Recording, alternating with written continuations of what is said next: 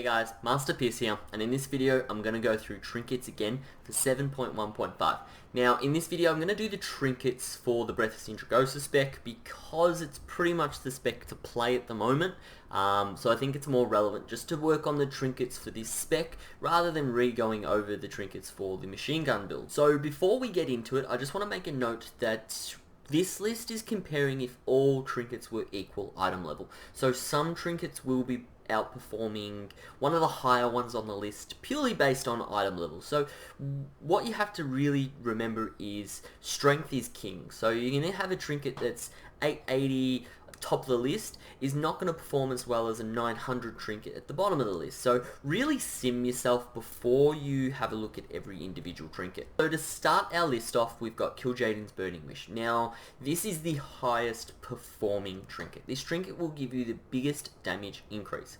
But in saying that, this trinket isn't our BIS trinket. It's not our best in slot. Simply because you gain more from the other two legendaries that you can be equipping. So you get more of a gain from the belt, the braces, the ring, and the helmet than you would from Kil'jaeden's Burning Wish. Now in saying that, if you only had Kil'jaeden's Burning Wish, it's a good legendary to have.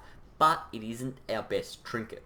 Our best trinket, which I found was surprising, is Horn of Valor. Now, Horn of Valor gives you a flat versatility, which is actually really highly rated at the moment, but the on-use effect to give a massive strength increase works and lines up extremely well with Breath of Sindragosa. So Breath of Sindragosa, 2-minute cooldown. This has a 2-minute cooldown. Your Pillar of Frost has a 1-minute cooldown, so it should be up by the time you have this going. So it actually sims really, really well with a good Breath of Sindragosa. So this is our highest performing trinket at the moment. Next is Eye of Command. Now Eye of Command gives, again, flat strength, and it also gives a crit per hit. Now personally I don't think this trinket is the best. It is getting really good sims, but it does make it difficult to use in Nighthold, because in Nighthold you do actually change targets quite a lot, and it does drop the critical effect off. Claw of the Crystalline Scorpion. This is a really good trinket, especially in Nighthold and Mythic Pluses. So it does give you a big strength increase, and at Mythic level you can get it at a 900 straight off the bat, so you don't have to worry about too much RNG. But it does have a proc on effect of dealing a wave to enemies in front of you. At heroic level it's 142k, which is pretty huge. It does proc quite a lot.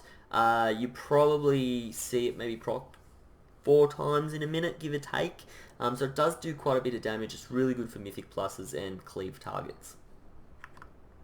Next is the Chain of Valorous. Now this is just a stat stick, so this one does depend on how your stats are sitting at the moment. So if you're low on crit, this is good to get a crit one. If you're low on haste, it's good to get a haste one. But if you've got your haste and your crit cap, you can go either mastery or versatility to just bonus your stats. So this is a really good trinket. It is just a flat stat stick.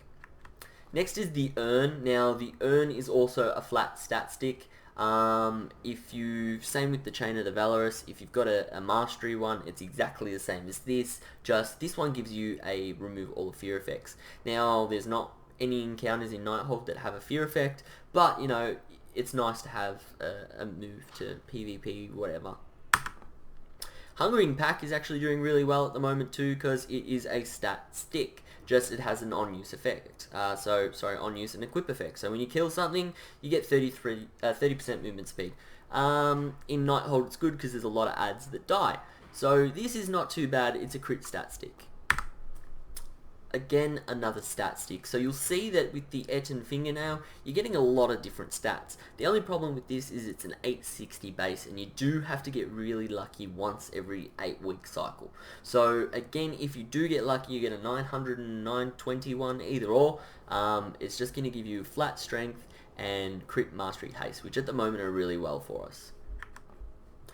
Memento has actually dropped off the list a little bit. It is just a strength stick, but it does rely on the procs. If the procs aren't lining up with the Breath of Sindragosa, it doesn't work too well. So it is and it isn't a good trinket still. This is just the Intertwine Elemental Foci is just a worse version than Angerboda, same kind of concept. You need the procs to line up with your Breathless Indragosa to be well. Now the Horn of Valor is really good because you control the proc, whereas this is RNG. And that's really your top 10 trinkets. What you will find is that stat sticks are actually really valued right now, just because you want to get as much strength as possible.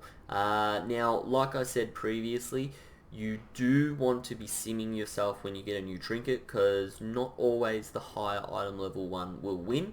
Now, if it's, a 5 or 10 item level difference, you can pretty much go with this list. But if you're looking at a 20 item level difference, do sim yourself just to see which trinket is going to give you the most DPS increase. That's it, guys. As always, thanks for watching. If you found this video useful, like and subscribe to the channel. Any questions, feel free into the comment section below. Remember to always sim yourself when you do get a new piece of gear, just to see if it is an actual upgrade. Simming is really the best way to maximize and min-max your DPS. Masterpiss out.